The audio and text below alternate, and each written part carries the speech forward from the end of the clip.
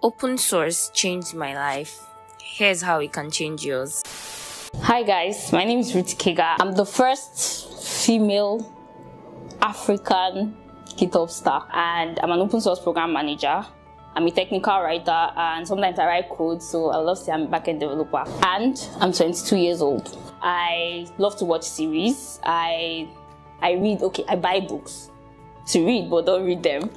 I love eating junk a lot, chocolates, not normal food. And I also love holding my phone. Like, I'm always with my phone. Right now, I'm not with my phone, but I'm always with my phone. So, yeah. So, hi, Ruth. Hi, Adora. Welcome to my house. Thank you for inviting me, and I must say you have a very beautiful apartment. Thank you. You try. Try. There was something you tweeted recently. You were speaking at an event in the US. Yeah, keynote. Yeah, keynoting an event in the US, exactly. First of all, that's huge. Congratulations. Thank you. And then you quoted it and you said, open source is taking me places. So I kind of want to talk about that. I want to talk about your journey to becoming a GitHub star for people that, and what the GitHub Stars program is about as well, for people that want to come into that space. Sure. My journey started from, maybe I'll take a step back to like before tech. Right, I graduated from Uniport, University of Port Harcourt, with a microbiology degree, and one of them. I've never used that degree. I graduated in 2019, and thankfully before the pandemic year. And fortunately for me, this is to the point that exposure really does a lot. Right, like exposure, when people are exposed to certain things, you catch that vibe, like you catch that spotlight vibe. So I was exposed with Peace Ojeme Perry.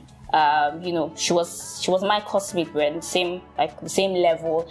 And there was this day we're in a class, like everybody was busy trying to do something. See, so I'm not connecting dots. Port Harcourt, Uniport, Port Harcourt gang. I can see the Ruth Perry. Yeah, you know, right? Like in the spotlight. I get it now. It's making sense now, right? So, okay. Yeah, so we're in the class, like everybody was trying to read, and Perry was on the call.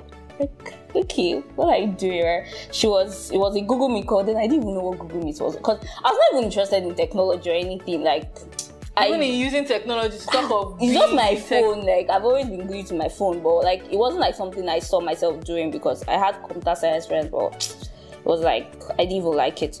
So like I asked Perry, like, okay, what's up? What are you doing? Like, what is this? And then the thing she said was it's open source. I'm like, okay, I cannot understand what you're saying.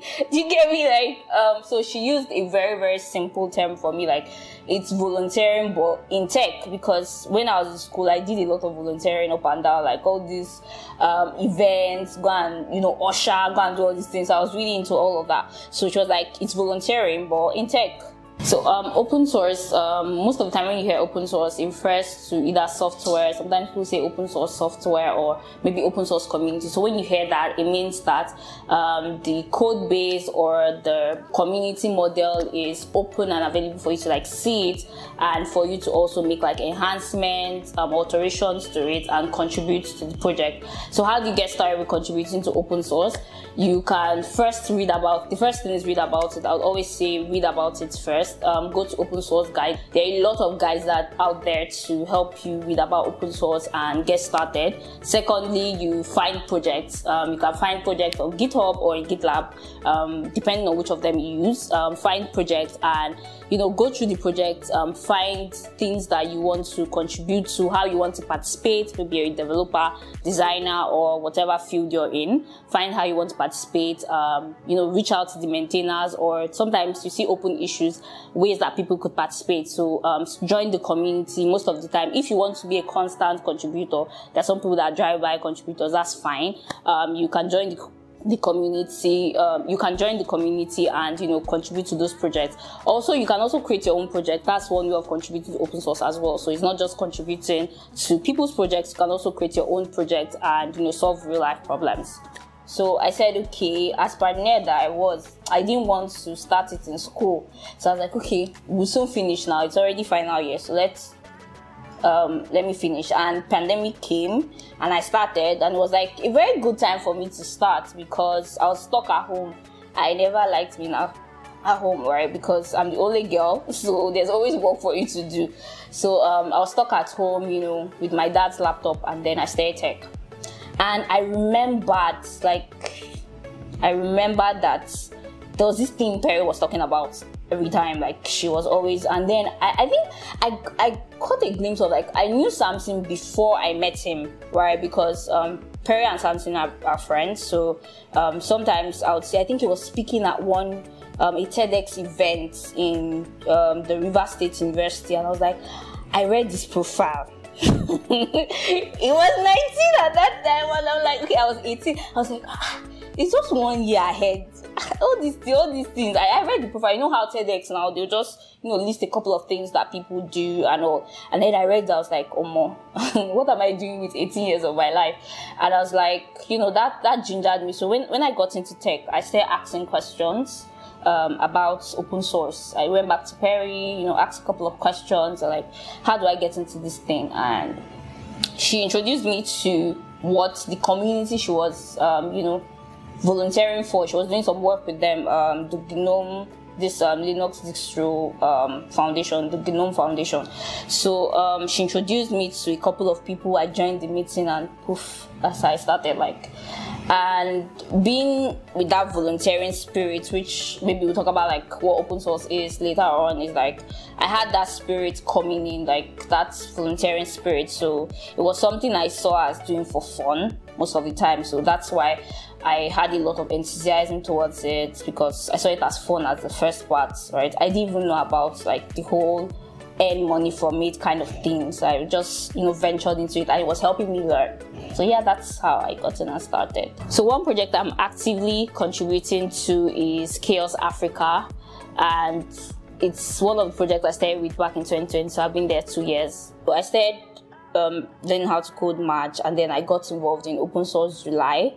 So like I said, like, the whole enthusiasm I brought in, the whole spirit of, okay, this thing is fun, and I had nothing to do at home. Just like, I just had my computer and my phone, right? So I started, when I started, like, there was something I noticed.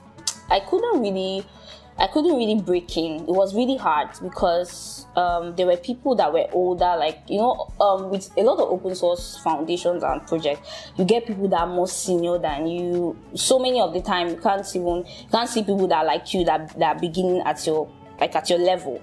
So I noticed that it was hard for me to understand concepts. It was hard for me to start it. It was hard for me to break in, right? And I saw that that was a problem for a lot of people, because I have friends that were at the same spot with me, Anita. So we're trying to figure things out together.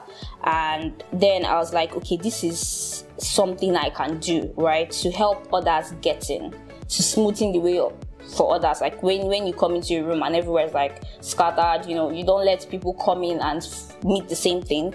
So I said, okay, this is a place where I can advocate for, like, getting more beginners involved in open source. So I started doing it by writing. I really had that writing skill before tech, so I started writing, you know, on my blog, Hashnode. You know, Hashnode was doing a lot of things then. So I started writing and, you know, started talking about it on social media. I even gave a first conference talk. I just applied.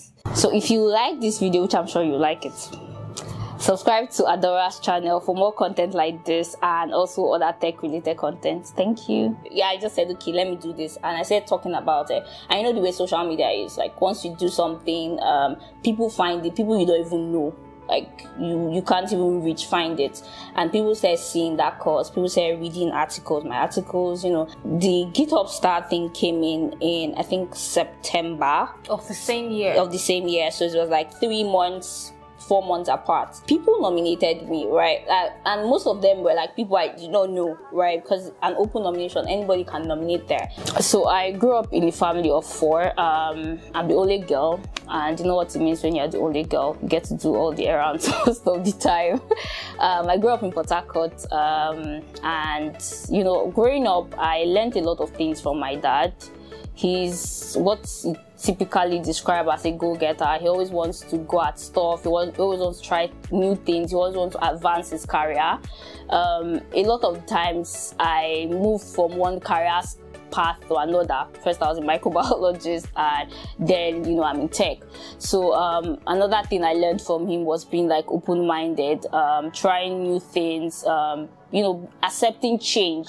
That might seem as a very little thing, but change is something that is constant, and so many people have not really accepted that, yeah, things will change. So accepting change and, you know, going at things, being confident is another thing that, you know, shapes my career. A lot of times I do things, and even though I don't have so much experience around it, I always want to go at it. I always want to, you know, be confident while doing it, regardless of what I see around me, or, you know, a lot of times social media would influence you, you know, about your experience. So being confident is something that I learned from like the early age from my dad.